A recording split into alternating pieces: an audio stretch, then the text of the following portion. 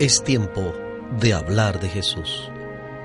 La lectura sin comentarios del libro El deseado de todas las gentes. Capítulo 14. Hemos hallado al Mesías.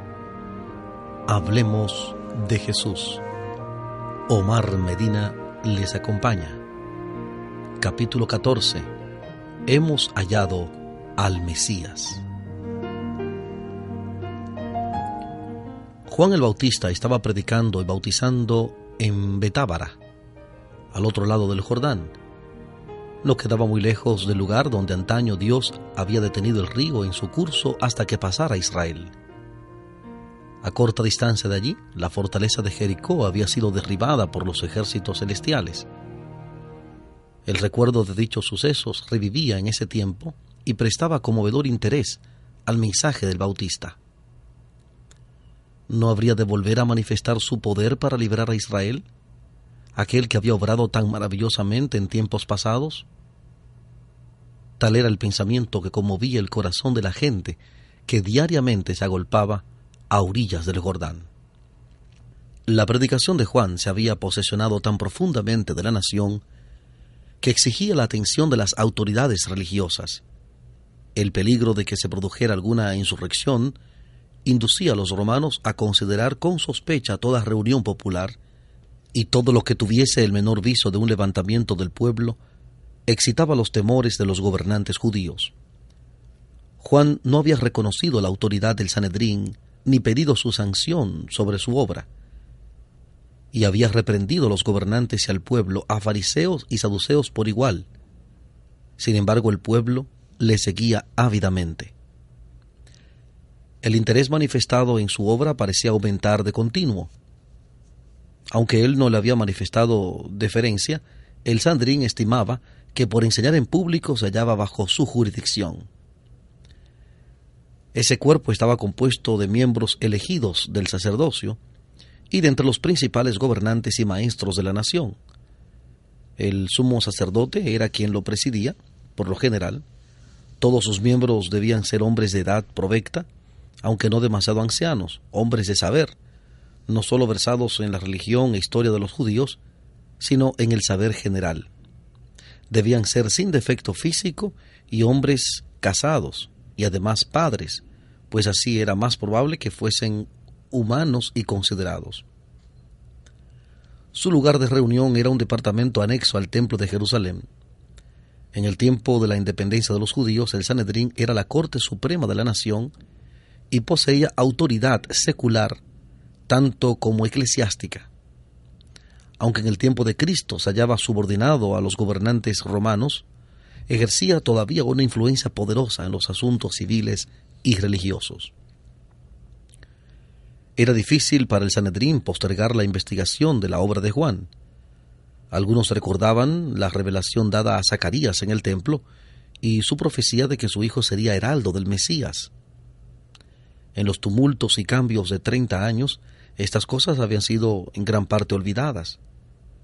Ahora la conmoción ocasionada por el ministerio de Juan las atraía a la memoria de la gente. Hacía mucho que Israel no había tenido profeta. Hacía mucho que no se había realizado una reforma como la que se presenciaba. El llamamiento a confesar los pecados parecía nuevo y sorprendente. Muchos entre los dirigentes no querían ir a oír las invitaciones y denuncias de Juan por temor a verse inducidos a revelar los secretos de sus vidas. Sin embargo, su predicación era un anuncio directo del Mesías. Era bien sabido que las 70 semanas de la profecía de Daniel, que incluían el advenimiento del Mesías, estaban por terminar, y todos anhelaban participar en esa era de gloria nacional que se esperaba para entonces. Era tal el entusiasmo popular que el Sanedrín se vería pronto obligado a sancionar o a rechazar la obra de Juan. El poder que dicha asamblea ejercía sobre el pueblo estaba ya decayendo. Era para ella un asunto grave saber cómo mantener su posición. Esperando llegar a alguna conclusión, enviaron al Jordán una delegación de sacerdotes y levitas para que se entrevistaran con el nuevo maestro. Cuando los delegados llegaron, Había una multitud congregada que escuchaba sus palabras. Con aire de autoridad destinado a impresionar a la gente y a inspirar deferencia al profeta, llegaron los altivos rabinos. Con un movimiento de respeto, casi de temor, la muchedumbre les dio paso. Los notables, con lujosa vestimenta y con el orgullo de su posición y poder, se llegaron ante el profeta del desierto. «¿Tú quién eres?», preguntaron. «No soy yo el Cristo», contestó Juan, sabiendo lo que ellos pensaban. «¿Qué pues? ¿Eres tú Elías?». «No soy». «¿Eres tú el profeta?». «No». «Pues, ¿quién eres?», para que demos respuesta a los que nos enviaron. «¿Qué dices de ti mismo?». «Yo soy la voz que clama en el desierto. Enderezcan el camino del Señor, como dijo Isaías, profeta». El pasaje al que se refirió Juan es la hermosa profecía de Isaías. «Consolaos, consolaos, pueblo mío, dice vuestro Dios, hablad al corazón de Jerusalén, decidle a voces que su tiempo es ya cumplido, que su pecado es perdonado. Voz que clama en el desierto, barred camino a Jehová, enderezad calzada en la soledad a nuestro Dios. Todo valle sea alzado, y bájese todo monte y collado, y lo torcido se enderece, y lo áspero se allane. Y se manifestará la gloria de Jehová, y toda carne juntamente la verá». Libro del profeta Isaías, capítulo 40, versículos 1 al 5. Isaías 40, 1 al 5.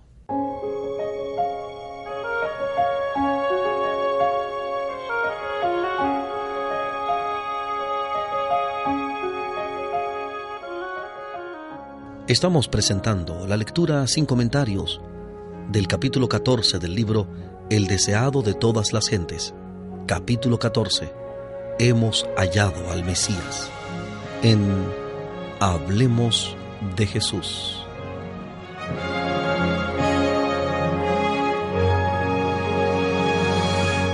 Antiguamente, cuando un rey viajaba por las comarcas menos frecuentadas de sus dominios, se enviaba delante del carro real a un grupo de hombres para que aplanase los lugares escabrosos y llenase los baches, a fin de que el rey pudiese viajar con seguridad y sin molestia. Esta costumbre es la que menciona el profeta para ilustrar la obra del Evangelio. Todo valle sea alzado y bájese todo monte y collado. Cuando el Espíritu de Dios conmueve el alma con su maravilloso poder de despertarla, humilla el orgullo humano. El placer mundanal, la jerarquía y el poder son tenidos por inútiles. Son destruidos los consejos y toda altura que se levanta contra la ciencia de Dios, y se sujeta todo intento a la obediencia de Cristo. Segunda de Corintios capítulo 10, versículo 5. Segunda de Corintios 10, 5. Entonces la humildad y el amor abnegado, tan poco apreciados entre los hombres, son ensalzados como las únicas cosas de valor. Tal es la obra del Evangelio, de la cual el mensaje de Juan era una parte. Los rabinos continuaron preguntando: «¿Por qué pues bautizas si tú no eres el Cristo, ni Elías, ni el profeta?». Las palabras «el profeta» se referían a Moisés. Los judíos se habían inclinado a creer que Moisés sería resucitado de los muertos y llevado al cielo. No sabían que ya había sido resucitado.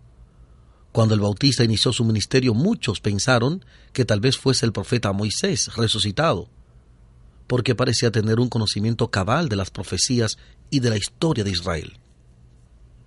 También se creía que antes del advenimiento del Mesías, Elías aparecería personalmente. Juan salió al cruce de esa expectación con su negativa, pero sus palabras tenían un significado más profundo. Jesús dijo después, refiriéndose a Juan: «Y si quieren recibirlo, este es Elías, el que había de venir». Mateo 11:14. Mateo 11:14. Juan vino con el espíritu y el poder de Elías para hacer una obra como la que había hecho Elías. Si los judíos lo hubiesen recibido, esta obra se habría realizado en su favor. Pero no recibieron su mensaje. Para ellos no fue Elías. No pudo cumplir en favor de ellos la misión que había venido a realizar. Muchos de los que estaban reunidos al lado del Jordán habían estado presentes en ocasión del bautismo de Jesús. pero la señal dada entonces había sido manifestada para unos pocos entre ellos. Durante los meses precedentes, durante el ministerio de Juan el Bautista, muchos se habían negado a escuchar el llamamiento al arrepentimiento. Así habían endurecido su corazón y oscurecido su entendimiento. Cuando el cielo dio testimonio a Jesús en ocasión de su bautismo, no lo percibieron. Los ojos que nunca se habían vuelto con fe hacia el invisible, no vieron la revelación de la gloria de Dios. Los oídos que nunca habían escuchado su voz, no oyeron las palabras del testimonio. Así sucede ahora.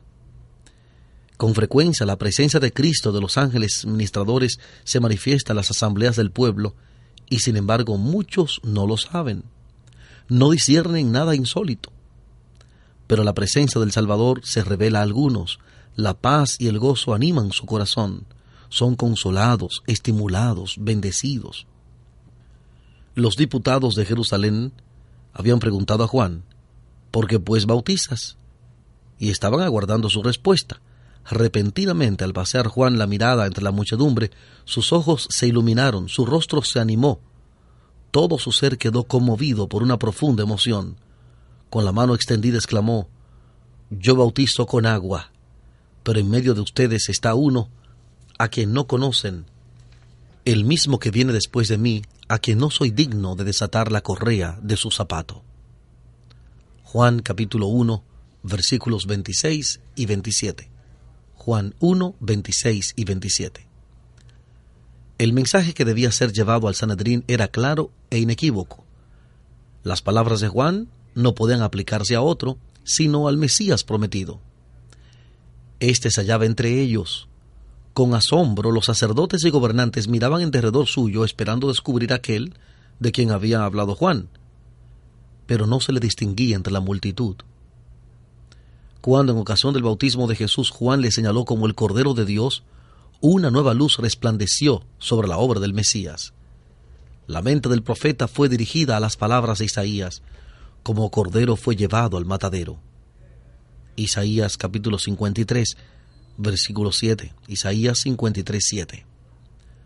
Durante las semanas que siguieron, Juan estudió con nuevo interés las profecías y la enseñanza de las ceremonias de los sacrificios.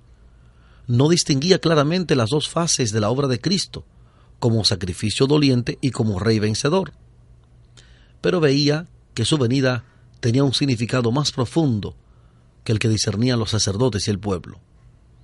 Cuando vio a Jesús entre la muchedumbre, al volver él del desierto, esperó confiadamente que daría al pueblo alguna señal de su verdadero carácter. Casi impacientemente esperaba oír al Salvador declarar su misión, pero Jesús no pronunció una palabra ni dio señal alguna. No respondió al anuncio que hiciera el Bautista acerca de él, sino que se mezcló con los discípulos de Juan sin dar evidencia externa de su obra especial ni tomar medidas que lo pusiesen en evidencia. Al día siguiente Juan vio venir a Jesús. Con la luz de la gloria de Dios descansando sobre él, el profeta extendió las manos diciendo, «He aquí el Cordero de Dios que quita el pecado del mundo. Este es el que dije, tras mí viene un varón, el cual es antes de mí, y yo no le conocía, mas para que fuese manifestado a Israel, por eso vine yo bautizando con agua. Vi al Espíritu que descendía del cielo como paloma y reposó sobre él. Y yo no lo conocía, mas el que me envió a bautizar con agua, aquel me dijo, sobre quien vieres descender el Espíritu y que reposa sobre él, este es el que bautiza con Espíritu Santo.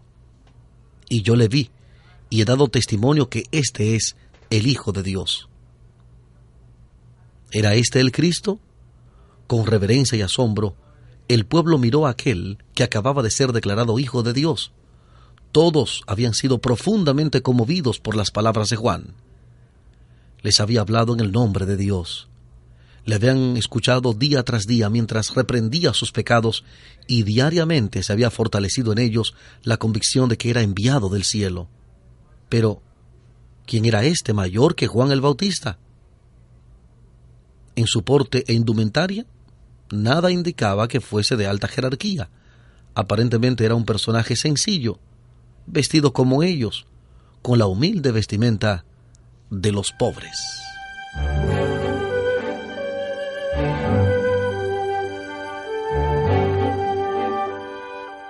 Estamos presentando Hablemos de Jesús, la lectura sin comentarios del capítulo 14 del libro El deseado de todas las gentes.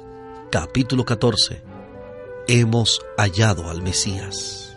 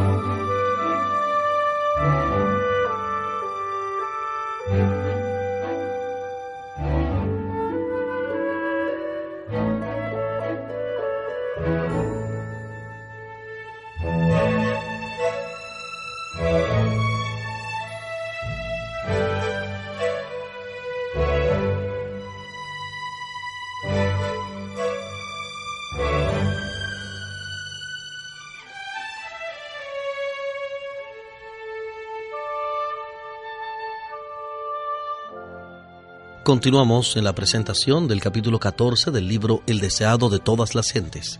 Capítulo 14. Hemos hallado al Mesías.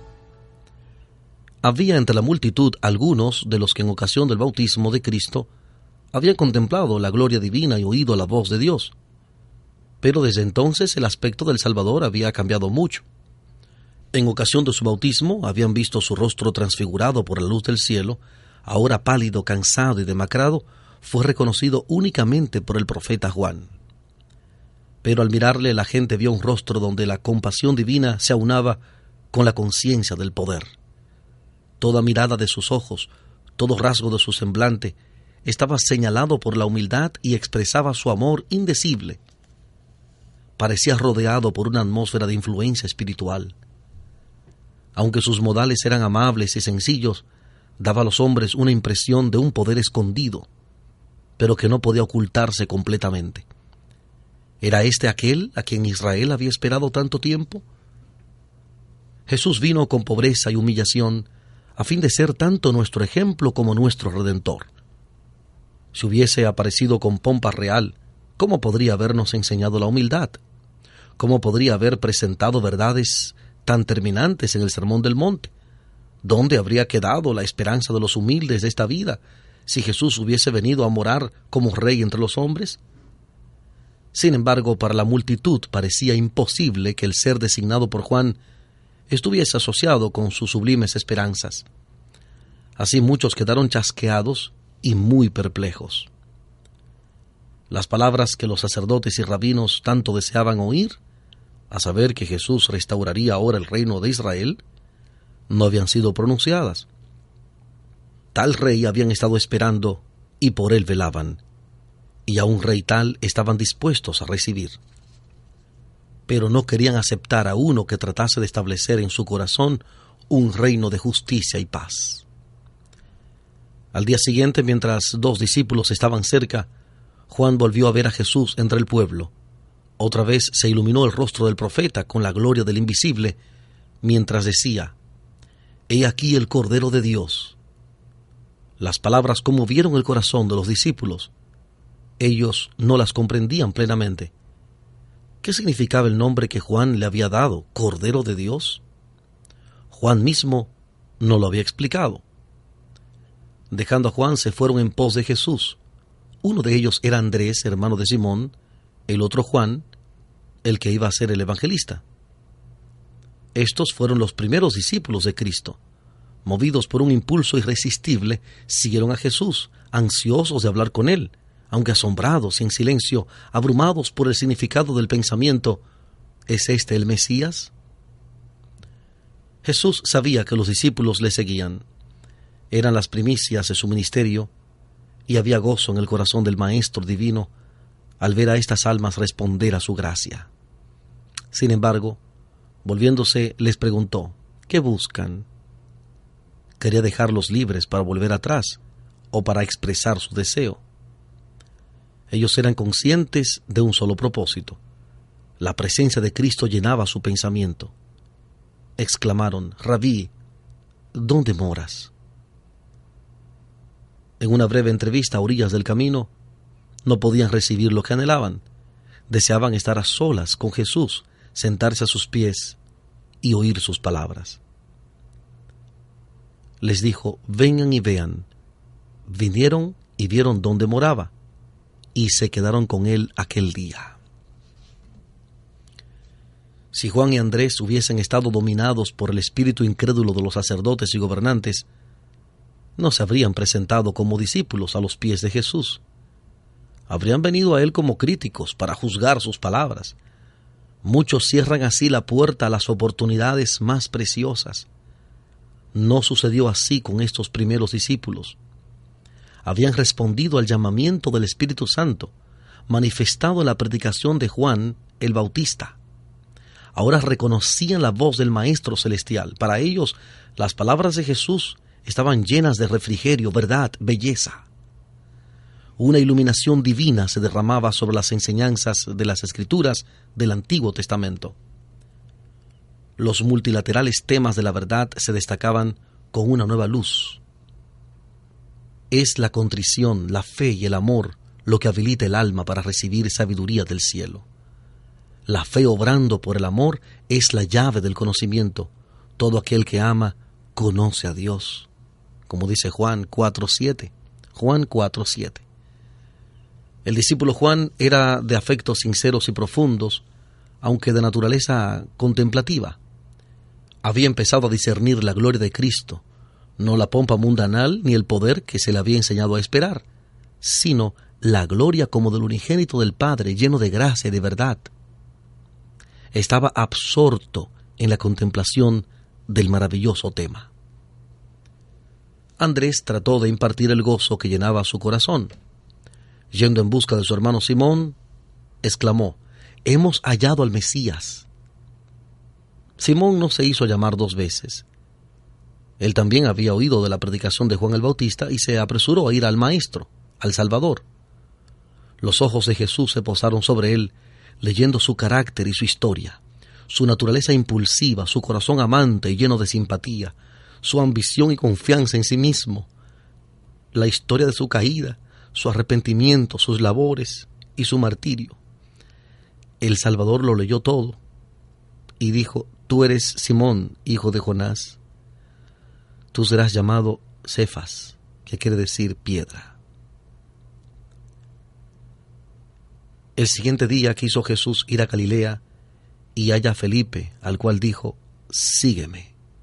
Felipe obedeció al mandato y enseguida se puso también a trabajar para Cristo.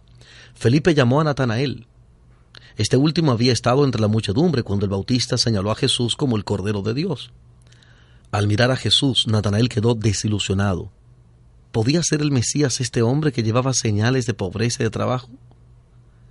Sin embargo, Natanael no podía decidirse a rechazar a Jesús, porque el mensaje de Juan le había convencido en su corazón. Cuando Felipe lo llamó, Natanael se había retirado a un tranquilo huerto para meditar sobre el anuncio de Juan y las profecías concernientes al Mesías. Estaba rogando a Dios por si el que había sido anunciado por Juan era el libertador, se lo diese a conocer. Y el Espíritu Santo descendió para impartirle la seguridad de que Dios había visitado a su pueblo y le había suscitado un cuerno de salvación. Felipe sabía que su amigo Natanael escudriñaba las profecías y lo descubrió en su lugar de retiro mientras oraba debajo de una higuera donde muchas veces habían orado juntos, ocultos por el follaje.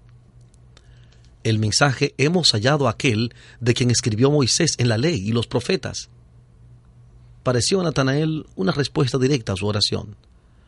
Pero la fe de Felipe era aún vacilante. Añadió con cierta duda: Jesús, el hijo de José de Nazaret.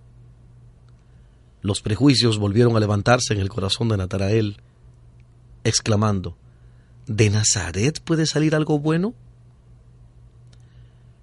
Felipe no entró en controversia. Dijo: ven y ve. Jesús vio venir así a Natanael y dijo de él: he aquí un verdadero israelita en el cual no hay engaño. Sorprendido, Natanael exclamó: ¿de dónde me conoces?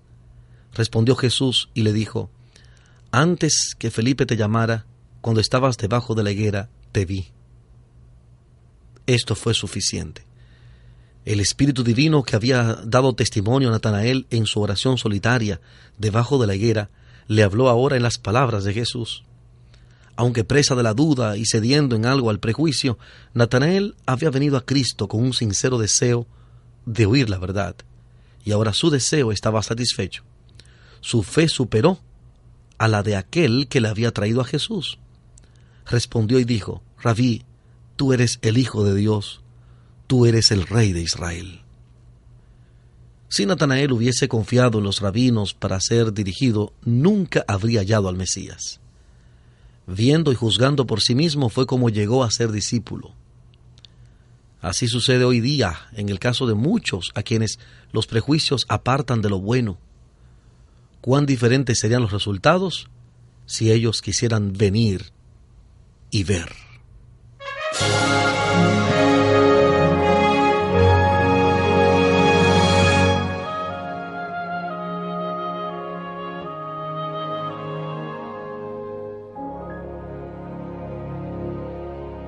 Ninguno llegará a un conocimiento salvador de la verdad mientras confíe en la dirección de la autoridad humana.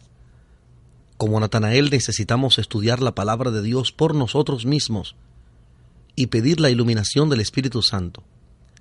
Aquel que vio a Natanael debajo de la higuera nos verá en el lugar secreto de oración. Los ángeles del mundo de luz están cerca de aquellos que con humildad solicitan la dirección divina. Con el llamamiento de Juan, Andrés, Simón, Felipe y Natanael, empezó la fundación de la iglesia cristiana. Juan dirigió a 2 de sus discípulos a Cristo. Entonces uno de estos, Andrés, halló a su hermano y lo llevó al Salvador. Luego Felipe fue llamado y buscó a Natanael. Estos ejemplos deben enseñarnos la importancia del esfuerzo personal, de dirigir llamamientos directos a nuestros parientes, amigos y vecinos.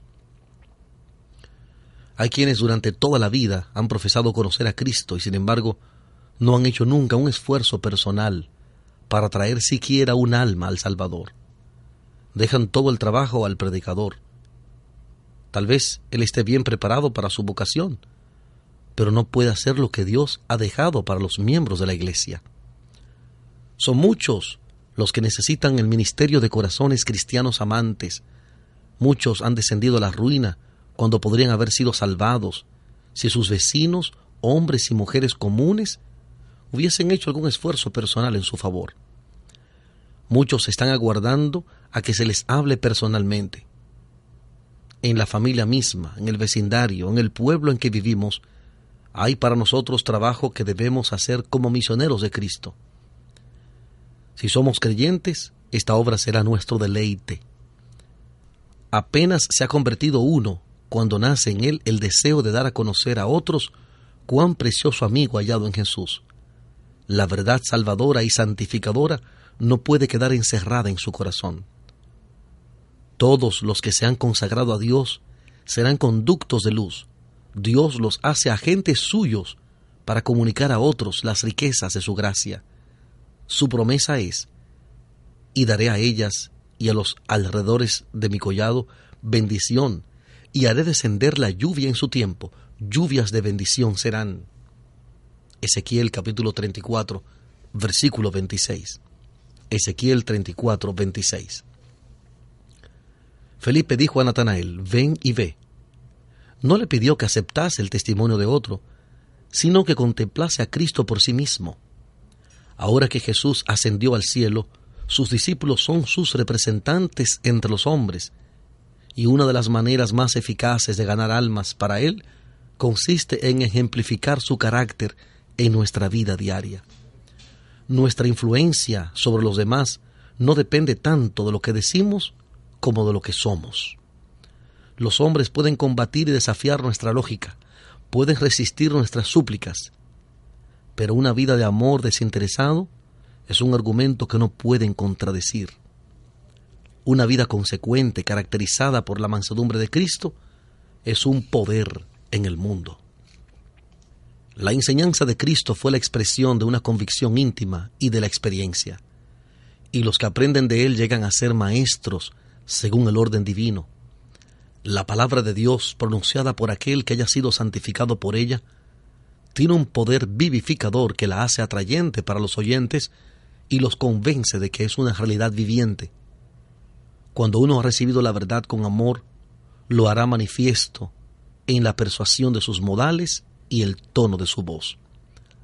Dará a conocer lo que él mismo oyó, vio y tocó de la palabra de vida, para que otros tengan comunión con él por el conocimiento de Cristo. Su testimonio de labios tocados por un tizón ardiente del altar es verdad para el corazón dispuesto a recibirlo y santifica el carácter. Y el que procura dar la luz a otros será él mismo bendecido. Habrá lluvias de bendición. El que riega será él mismo regado. Proverbios 11:25. Proverbios 11:25. Dios podría haber alcanzado su objeto de salvar a los pecadores sin nuestra ayuda, pero a fin de que podamos desarrollar un carácter como el de Cristo, debemos participar en su obra. A fin de entrar en su gozo, el gozo de ver almas redimidas por su sacrificio, debemos participar de sus labores en favor de su redención. La primera expresión de fe de Natanael, tan completa, ferviente y sincera, fue como música en los oídos de Jesús. Y él respondió y le dijo: porque te dije, te vi debajo de la higuera, ¿crees? Cosas mayores que estas verás. El Salvador miró hacia adelante con gozo, considerando su obra de predicar las buenas nuevas a los abatidos, de vendar a los quebrantados de corazón y proclamar libertad a los cautivos de Satanás. Al pensar en las preciosas bendiciones que había traído a los hombres, Jesús añadió: de cierto les digo, de aquí en adelante verán el cielo abierto y los ángeles de Dios que suben y descienden sobre el Hijo del Hombre. Con esto Cristo dice en realidad: en la orilla del Jordán los cielos fueron abiertos y el Espíritu descendió sobre mí en forma de paloma. Esa escena no fue sino una señal de que soy el Hijo de Dios. Si creéis en mí como tal, vuestra fe será vivificada. Veréis que los cielos están abiertos y nunca se cerrarán. Los he abierto a ustedes. Los ángeles de Dios están ascendiendo y llevando las oraciones de los menesterosos y angustiados al Padre Celestial. Y al descender traen bendición y esperanza, valor, ayuda y vida a los hijos de los hombres. Los ángeles de Dios pasan siempre de la tierra al cielo y del cielo a la tierra. Los milagros de Cristo en favor de los afligidos y dolientes fueron realizados por el poder de Dios mediante el ministerio de los ángeles. Y es por medio de Cristo, por el ministerio de sus mensajeros celestiales, como nos llega toda bendición de Dios. Al revestirse de la humanidad, nuestro Salvador une sus intereses con los de los caídos hijos e hijas de Adán, mientras que por su divinidad se aferra al trono de Dios, y así es Cristo el medio de comunicación de los hombres con Dios y de Dios con los hombres.